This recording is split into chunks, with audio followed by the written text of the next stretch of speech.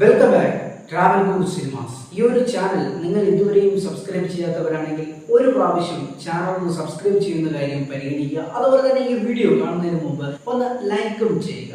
ഇന്ന് പറയാൻ പോകുന്നത് ഈ വർഷം തിയേറ്ററിൽ വന്നതിൽ രണ്ടാമത്തെ ചിൽഡ്രൻസ് മൂവിയാണ് സ്ഥാനാർത്ഥി ശ്രീകുട്ടൻ. ഇതൊരു ചിൽഡ്രൻസ് മൂവി ആയിട്ട് മാത്രം കണക്കുകൂട്ടാൻ പറ്റത്തില്ല. കാരണം ഈ ഒരു സിനിമയിൽ ഒരുപാട് മലയാളത്തിലെ മുതിർന്ന നായകന്മാർ ഉണ്ട്.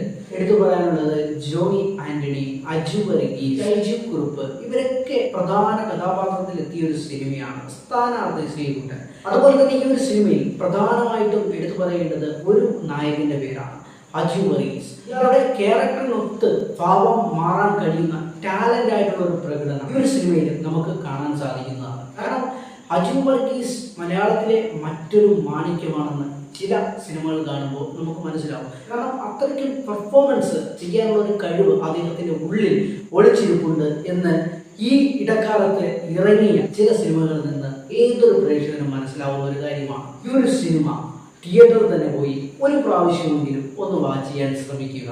കാരണം ഈ ഒരു സിനിമയുടെ സ്റ്റോറി ആയാലും ഈ ഒരു സിനിമയുടെ മേക്കിംഗ് ആയാലും ലൈൻ പിടിച്ചാണ് മുമ്പോട്ട് പോയിക്കൊണ്ടിരിക്കുന്നത്. ഏതൊരു സിനിമാ പ്രേക്ഷകനും ഈ ഒരു സിനിമ ഇഷ്ടമാകും എന്നത് എൻ്റെ ഒരു ഗ്യാരണ്ടിയാണ്.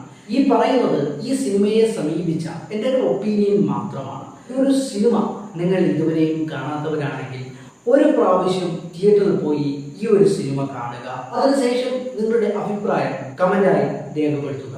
ഈ ഒരു വീഡിയോ നിങ്ങൾക്ക് ഇഷ്ടപ്പെട്ടിട്ടുണ്ടെങ്കിൽ നിങ്ങളുടെ സുഹൃത്തുക്കളിലേക്ക് കൂടി ഒരു പ്രാവശ്യം ഷെയർ ചെയ്തു കൊടുക്കുന്ന കാര്യം ഒന്ന് പരിഗണിക്കുക. ചാനൽ ഒന്ന് ലൈക്ക് ചെയ്യാനും സബ്സ്ക്രൈബ് ചെയ്യാനും മറക്കരുത്. അടുത്ത നല്ലൊരു വീഡിയോ ആയിട്ട് കാണാം. Good bye.